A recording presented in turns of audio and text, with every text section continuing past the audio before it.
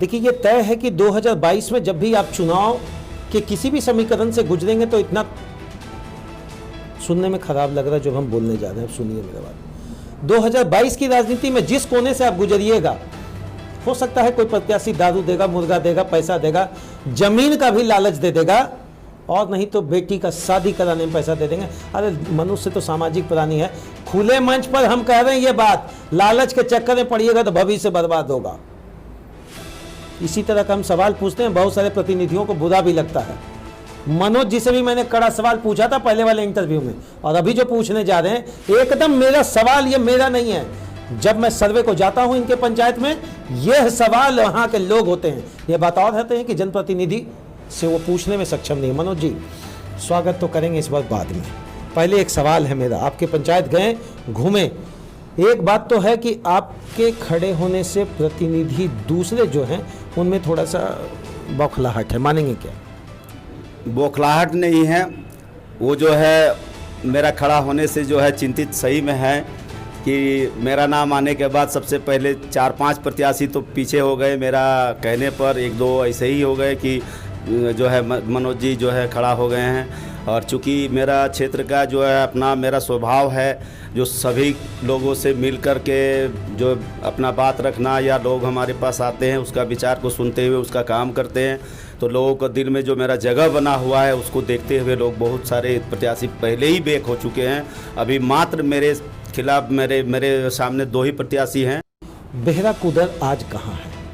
अगर 10 वर्ष की पंचायती व्यवस्था के अंतर्गत हम बात करें तो बेहरा कुदर आज कहाँ है? केवल अपने पंचायत के समस्या या अपनी सारी बातों को आप रखें कि कहाँ रह गया, कहाँ कमी रह गई, कहाँ खेमे में परेशानी रही। बेहरा कुदर पंचायत जो है पहले जो काम थे उसमें से हमें लगता है कि कुछ 50% ही काम हुए होंगे। अभी बहुत सारे काम अधूरे पड़े हैं जिसको हम लोगों को पूरा करना है।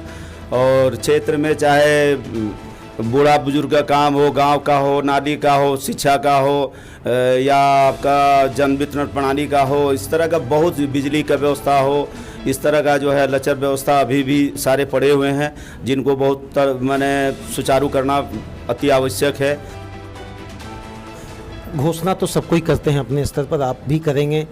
चुनावी दंगल 2022 के अंतर्गत मेरा जानना है कि जब आप जीत गए तो अगला 7 दिन के अंतर्गत आपके पास क्या ब्लूप्रिंट होने जा रहा है? सबसे पहला मेरा ब्लूप्रिंट होगा कि सबसे पहले प्रखंड विकास पदाधिकारी हो, जो अंचल अधिकारी हो, उनसे मिल करके मैं अपना पद का जो ये है मतलब पावर है सबसे पहले जानने का प्रयास करूंगा। उसके बाद उसके अनुरूप जो है मैं अपना पंचायत में अपना समीकरण बैठा करके क्या स्थिति रह गई है इस बात को पुरजोर तरीके से वहाँ रखूँगा और काम को आगे बढ़ाऊँगा। कभी ऐसा लगा कि इस सामंजस्य बनने में दिक्कत हुई अधिकारियों से, तो उस समय मनोज जी का मिजाज किस तरीके का रहा? उस समय उनका खिलाफ अगर यदि मुझे जाना पड़े तो मैं पीछे नहीं हटूँगा। मुझे काम, अपना क्षेत्र का काम को देखना है, ना कि उनका चापलूसी करना है। ठीक है, मतलब लोक कल्याणकारी की जब बात आएगी तो उस समय आप आगे बढ़ेंगे। अच्छा, जिला प्रशासन से क्या उम्मीद करेंगे कि आप अपने पंचायत के लिए आपकी तरफ वो ध्यान दें? जिला प्रशासन से अपना पंचायत का जो भी चीज़ होगा उसको उनके पास रखेंगे और उनसे काम को जो है सुचारू ढंग से करवाएंगे। और ये इस तरह प्रशासनिक अधिकारी से मेरा पहले से भी संपर्क रहा है और बहुत सारा काम हम अपना पंचायत का पहले भी कर चुके हैं और करेंगे भी। और एक चीज़ और, पहला इंटरव्यू में भी आपको बताए थे कि हमारा पंचायत का बहुत ही कम, अगर और थाना क्षेत्र का अगर और पंचायत का देखा जाए उसका हिसाब से जो है ना के बराबर हमारा पंचायत का केस दर्ज होता है।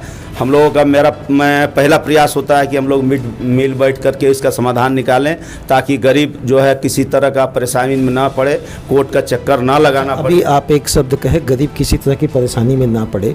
बच्चों को लेकर, बुजुर्ग को लेकर, महिलाओं को लेकर कुछ तो ब्लूप्रिंट आपने सोच रखा होगा, कुछ करेंगे? मेरा ब्लूप्रिंट पहले से ही तैयार है कि एनजीओ के माध्यम से महिलाओं को जोड़ने का काम हो, छोटा छोटा लघु उद्योग खुलवाने का काम हो, बच्चे लोगों का ट्यूशन कोचिंग सेंटर 2-3 खुलवाने का पहला मेरा ब्लूप्रिंट तैयार है। मतलब शिक्षा के क्षेत्र में भी आप आगे बढ़ेंगे? बिल्कुल बढ़ेंगे शिक्षा के क्षेत्र में, क्योंकि बच्चे लोग अगर अभी से जागरूक नहीं होंगे, अभी से पढ़ाई लिखाई पर ध्यान नहीं देंगे तो और पीछे चले जाएंगे। कहीं मन में ये डर नहीं है कल वही बच्चे आपके विरुद्ध खड़े हुए तो?